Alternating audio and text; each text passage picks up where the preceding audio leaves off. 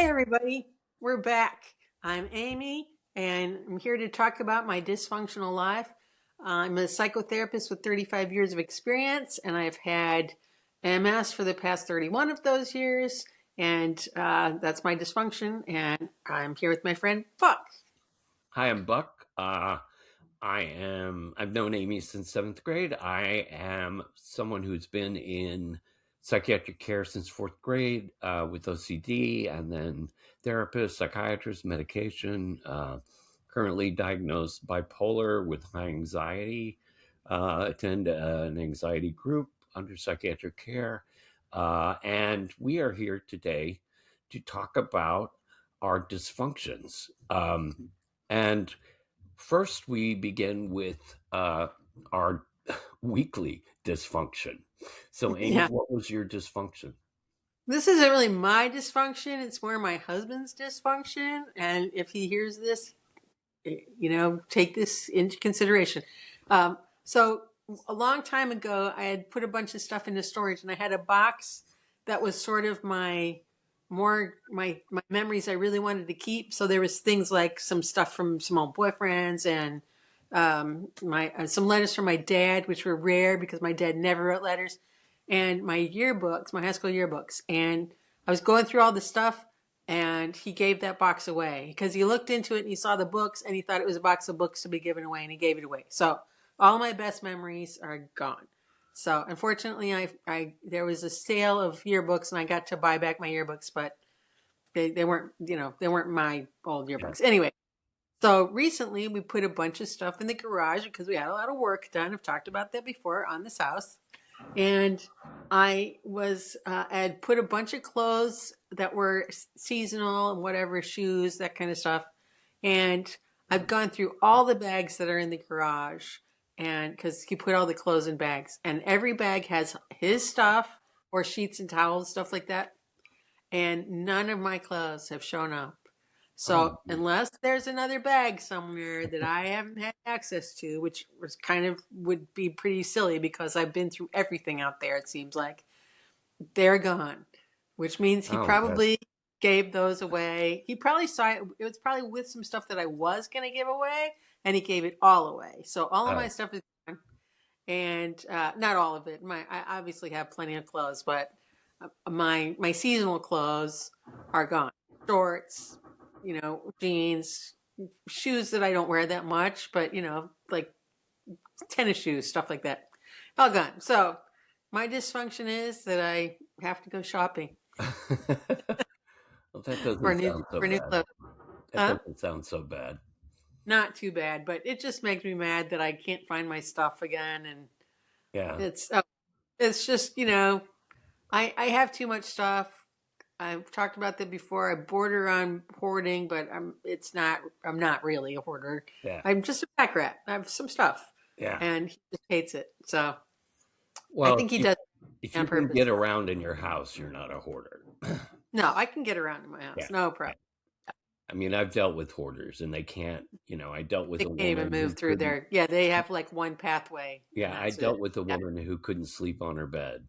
So she because there's slept so much on a stuff. tiny love seat because her There's bed too much was stuff. full of books. Literally, books just poured onto it. So that's a hoarder. That's a Um, hoarder. so my dysfunction of the week is I have a toothache that's now gone into my jaw, and I'm hoping it'll just, go away. I've been cleaning it, and sometimes these things just go away because I really don't want to go to the dentist. And, I've had problems with my teeth all my life. I remember when I was 12, I don't even know why she did this. My mother took me to an orthodontist. I remember it was on West Main Street. It was near where the Mustos live. And Oh yeah. it was just right down from there. And he looked at my teeth and he said, because my mouth is a triangular shape instead of being round. So he said, we're going to have to pull these teeth and he has to have braces. And I remember my mother said, I'm not paying for that. He can pay for that later in life. Right. So he said, but he has to have it because they're going to fall out. he said eventually they're going to be falling out, and he's going to have all these problems because his mouth is too small. So you have to get Yeah. rid of the teeth, and you have to straighten the teeth that are there. Yeah. So, you know, he said the upper jaw is not so bad. The bottom one is really bad. So Yeah. basically, I've lost most of my teeth on the bottom. I mean, I have implants, but now I have this one tooth that it's still a tooth, and it's just the underside of it's just hurting. And I don't want to go to the dentist again because it's so expensive. And I hate when they put the needles in there to numb it, you know, Yeah. and Yeah. she gets upset that I kind of scream, you know, because they're It just hurts. little cubicles with different Jewish dentists. They're all Jewish. And they have the little yarmulkes on, and Yeah. they're all in a line. So she goes, "You're upsetting the other patients," and I'm like, "You Too put a, bad. you put a needle in my gum, of And course, it and hurts. it's infected. Of course, it hurts." So anyway, I'm just You're gonna hope hate I'm me just because hoping that. I had teeth filled without anesthetic. Oh my god, Yeah, because I just my pain threshold is really. They were the front teeth, which is not as painful, but yeah. So yeah. I don't. They can do whatever, and I basically sleep through it. But I know it's painful, Well, I mean, and I there since are other patients screaming in other rooms. So that's the 5 way it months is. ago or 4 months ago, I had a new front tooth put in. I had these Yeah, filled in the back because because of anxiety, I grind my teeth. So I've yeah. been grinding my teeth again. So which I hadn't done in a while. So I guess the anxiety medication isn't working. So that's my dysfunction. So today we're going to talk about how mental health is portrayed in movies and TV. Yeah. And I'll let Amy start off. Okay. I was so there's some movies that do a very good job of depicting what a counseling or therapy would look like. And my favorites are of movies are Ordinary People with Judd Hirsch. He's fabulous. And Goodwill Hunting with Robin Williams. He's great too. And you might think they're unconventional because they're like more casual, or not casual, but more just not formal at all. I wouldn't want to say casual, but not formal. And I'm blanking on a word that would go in there. That's kind of in between. But that's really the most important thing that makes a good therapist or a good therapeutic relationship is the relationship. That's what it is. If you have a good relationship, like the different theories and systems, like it wouldn't matter if you're doing cognitive behavioral or psychodynamic or you know any of the other theories and systems. It wouldn't matter because it's all about the relationship. If you have a good relationship with the person and really make a connection, there's going to be some changes that happen. So, Right. I mean, then that you need to know. I mean, a good therapist needs to know like how to elicit responses and those kind of things. But the casualness of the relationship is okay and it works really well. So those are two of my favorite movies. And you haven't seen Goodwill Hunting, right? But you've seen Ordinary People Yeah. because you had some thoughts about Ordinary People too, Yeah. I as really, someone who utilizes the system like that. yeah, I had a really, I remember seeing it and it really affected me. Timothy Hutton really, and his relationship with his mother, Mary Tyler Moore, was very cold. And Yeah, I felt that with my mother. And um, they were just kind of pushing him to get better, get better. yeah, yeah, You're not trying, get better. And I felt that with my parents. They didn't understand what I was going through, especially in high school. When I was in elementary school, my mother took me to a psychiatrist, and that helped because I had OCD. So right. but when I was a teenager, she would just say things like, "You're crazy. Why can't you just snap out of it?" And I was going through really bad depression and anxiety. So uh, I really felt what he felt. And when he has that scene with when he finds out that girl that he was at the Yeah. institution with commit suicide, Right. I really Yeah. felt that because I, you know, kind of tried to commit suicide in when I was like 15, 16. I took a bunch of my mother's tranquilizers. So I just slept for a couple of days and she never said anything. I didn't go to school. She never said anything. I think she knew. Um, but uh, I really connected with that. I also connected with it because Donald Sutherland was so loving and Yeah. compassionate, and Yeah. I didn't have that. He was very Right. empathetic, and I didn't have that, Yeah. And Yeah. so that movie, I mean, I remember crying. I remember Yeah. really Oh yeah. crying. Just even thinking about it made me cry. So Yeah. that movie had a real profound effect on me. Yeah. Yeah, Yeah.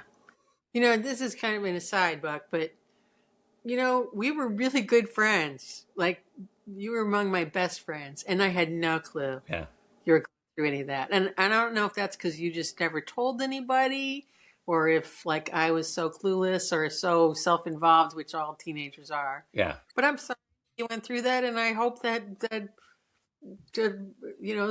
people that loved you at school at least were helpful to you. And I know you had some good mentors with some of the yeah, teachers and good relationships with yeah. like The Burkle and the female Miss- teachers, yeah, the female yeah, teachers really helped me, and yeah, especially Mrs. Sankpils, she would listen to me after school. yeah, She really listened to me, and Stephanie's mom, and yeah, yeah, Missy's mom when she was substitute, and Mrs. Benning, and uh, Mrs. Weeks.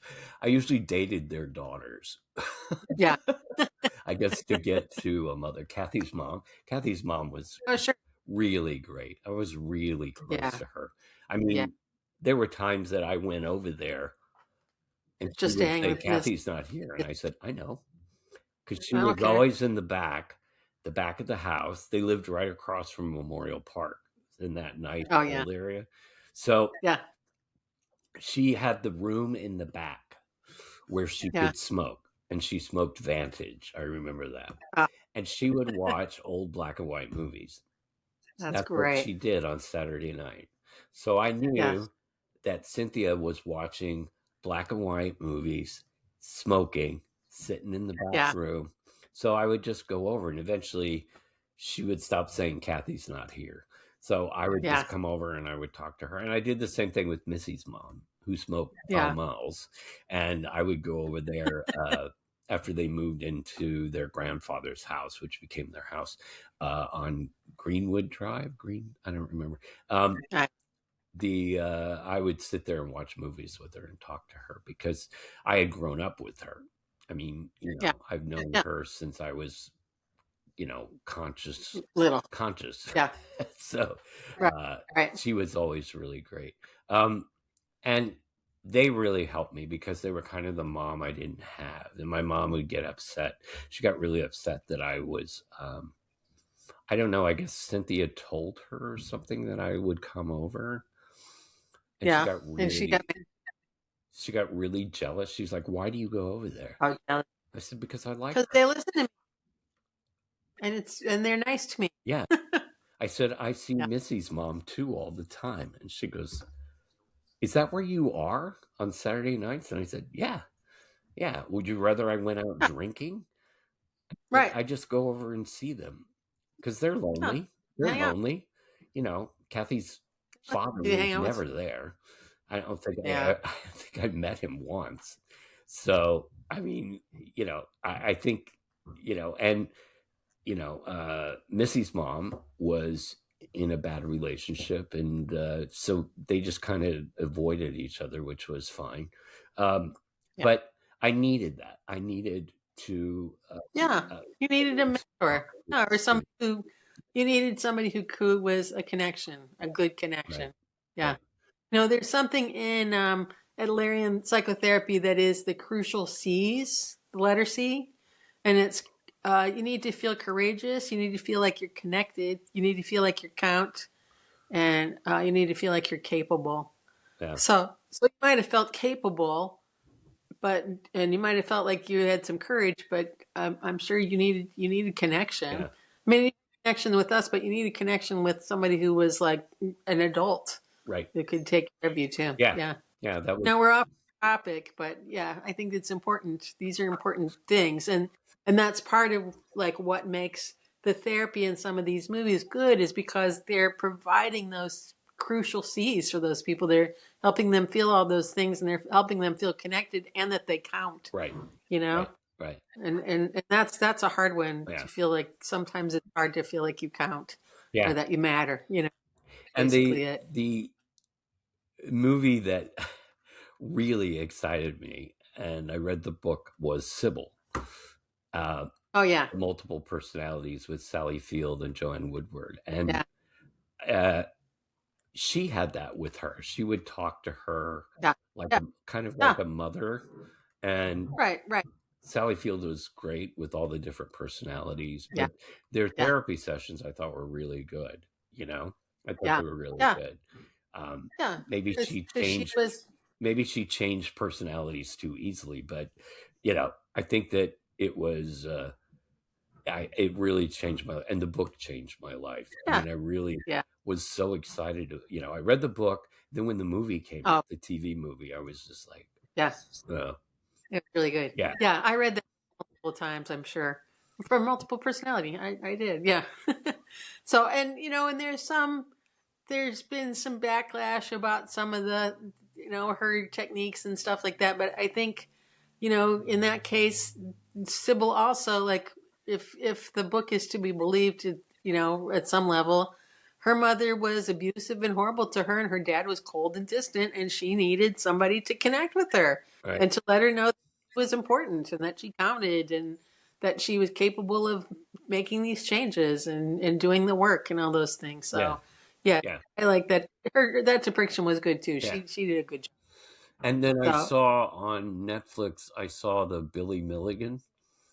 So yeah, I haven't watched that. I yeah, need to watch that. yeah. So Yeah, he was treated by Dr. Wilbur, right. that Joan Woodward played. That was her thing then. Yeah, and I Yeah, was surprised how much she looked kind of like Joanne Woodward with the red hair and the yeah, reddish blonde hair and the so but he raped four uh college women, yeah. and he he terrorized the campus because they couldn't figure out who it was, and then he went to trial, and he got examined, and they found that he had multiple personalities. That's what they said. Right, And right. it was Which is it was why back when it was go ahead. backed up by an Yeah, interview with his mother at the time, who said at 14 she had to take him to a psychiatrist because he was talking about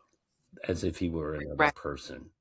So and this other person would get locked in there, and he was having loss of time. Yeah, Like, he yeah. would wake up and not know what he did. Like, he would do Right, something not bad, but he would do something right, sort of violent, just around the house, and then wouldn't remember it, and would be right. a totally different person when he woke up, you know? Yeah, And that so tracks she took him because to a that's why. psychiatrist. I don't know whatever happened with that. And then at 16, he got in trouble. So they took him back to a psychiatrist. So, I mean, obviously something was wrong with him, Right, right.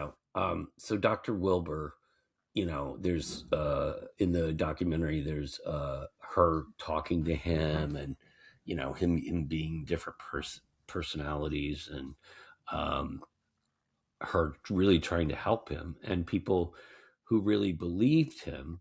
A lot of them didn't believe him, and then supposedly later in life, when he was free after he had escaped, and he Yeah, escaped to Washington and Vancouver.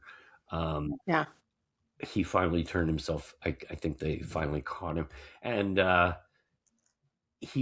then he was put back into an institution where he was treated as if he were schizophrenic, which was the wrong medication, which made him worse. Right, And right. because it was a prison facility, Um, and then otherwise, he was treated in an institution where the doctor wasn't a doctor, and Yeah. he was fascinated by him. So he sort of, it could look like he was telling him what the personalities were and what to be and what to, because he wanted to actually write a book. So then they actually wrote a book. Yeah. A guy wrote a book who wrote another famous novel, a best-selling novel, and wrote the book. Yeah. I can't remember it. I don't want to say the many faces of Billy Milligan, but I don't know what it is. Something Anyway, he like that. wrote a book, and the book did really well. And Billy Milligan got some of the money, and then they took him to court to take, because he owed all this money. So they took the money to pay for all this stuff, Sure. because then they charged him payment for all the institutions he'd been in. So the That's hard. state, That's actually, yeah, yeah. yeah. So the state charged him all the.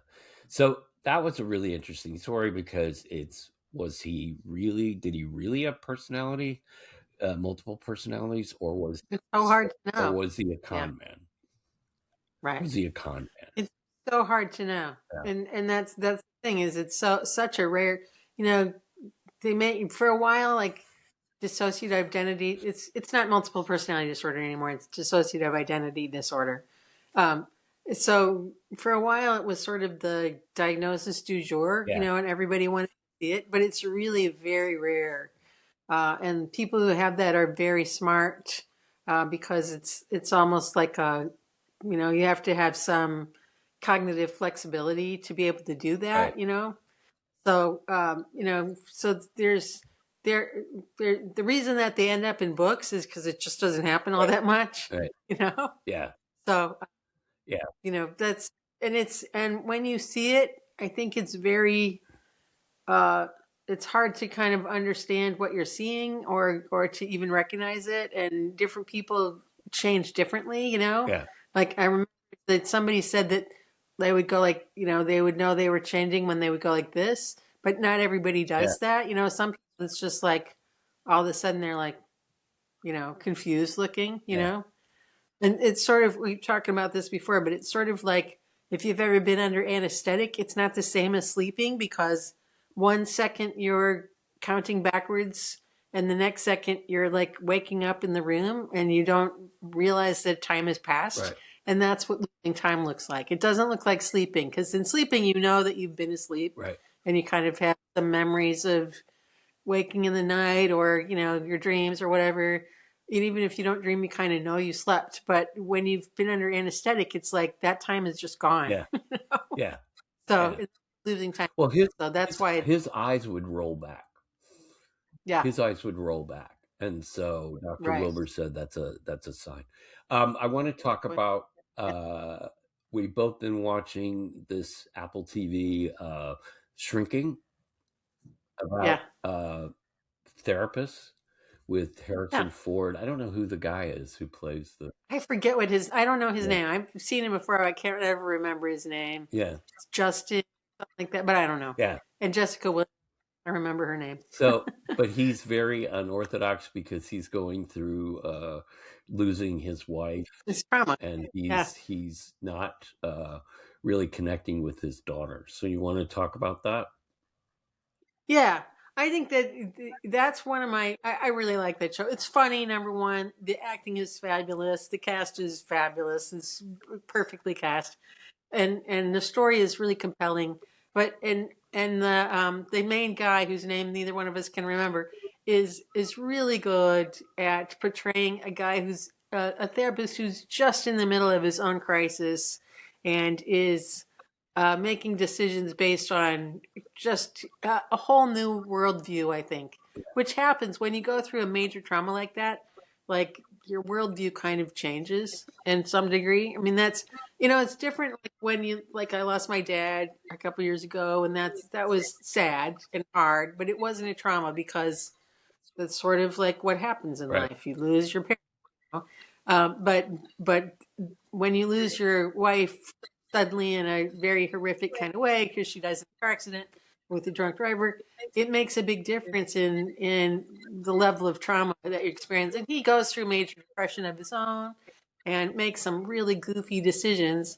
However, it's still a really good depiction of therapists and a little small group therapy. And, obviously it's a drama and there's some goofy things and some silliness, but basically the therapy that is provided by uh, the Jessica Williams character and the Harris Floor here is actually really very good. And the supervision piece and just talking about clients and how they come to conclusions about things, it's a really good depiction.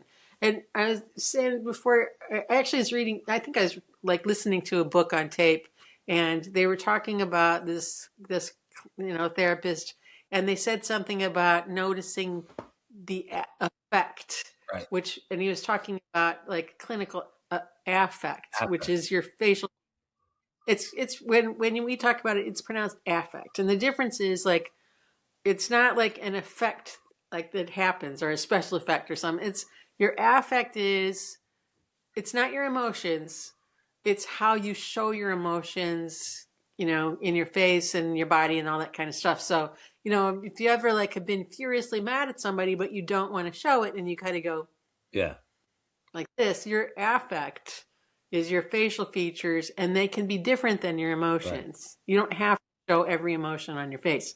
But when you're sad or you're happy, and we call it inappropriate affect if they come in and they're sad, or flat affect, which is like, a friend of ours was over medicated for a while, and she went from being like really bubbly and loud and, brilliant to being like, Yeah.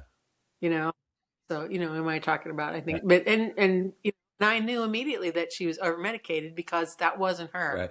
Her affect was flat. Right. So when people say affect, when they mean affect, it takes me right out of the drama and it makes me kind of go, oh, I'm watching a show, right, instead of like being involved in it. Right. So I haven't seen anything that makes me go, oh, that's wrong, which sometimes if people don't like really research right. it, and think about it and be with some therapists for a while and listen and stuff like that. Study. So that's why one of the reasons I like Good Will Hunting and those, because they're believable. Right. You believe that this could be a right. therapist, somebody who's actually talking in a way that makes sense to me, right. A therapist. So we have a few minutes left. So the guy in Shrinking, the therapist, he goes overboard. He like has right. one of his patients move in with him. He tells one patient to leave her husband, which they never do that. He just said, leave her. Leave him. Why are you with him? And you were talking about earlier, before we started this, about counter transfer. Transference and countertransference. Transference is how the client feels about you. Where that would be like they transfer feelings. If they have a contentious relationship with their mother, they might try to like see that in you and in other people too. It's not just between therapists, but it becomes a clinical part of therapy when clients have transference. They transfer their feelings. That's why like people go, oh, I fell in love with my therapist. Well, you didn't really. That's transference, right. You don't really know me. You know me as a therapist, and you're not in love with me. But countertransference is how the therapist feels about the client. And in some different theories, they call it eliciting behavior, which is, and I've had this happen where I had one lady who I just would fall asleep in every session with her, and I wouldn't even be tired, but I would just, I call it blinking out. Yeah. When you blink and all of a sudden you're asleep, and you kind of go, oh, how long have I been out? And it's been like seconds, but you think it's been forever.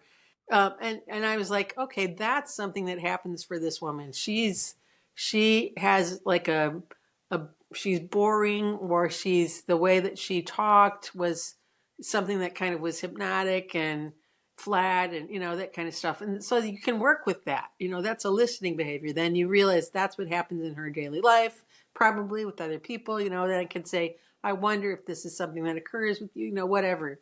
And that's useful.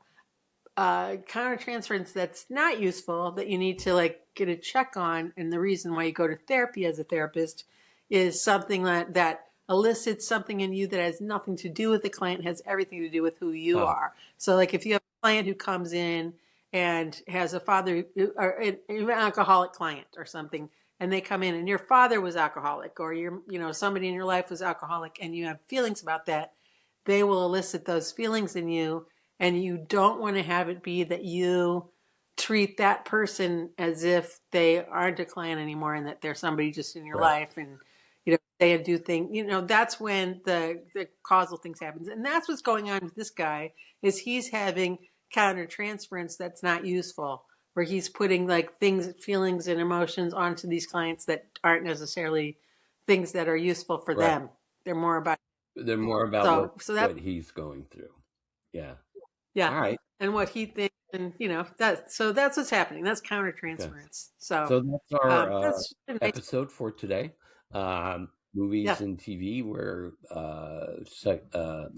psychological therapy happens. And we will see you next week. I'm Buck. And I'm And Amy, and put some fun back in your dysfunctional life, like we are. bye.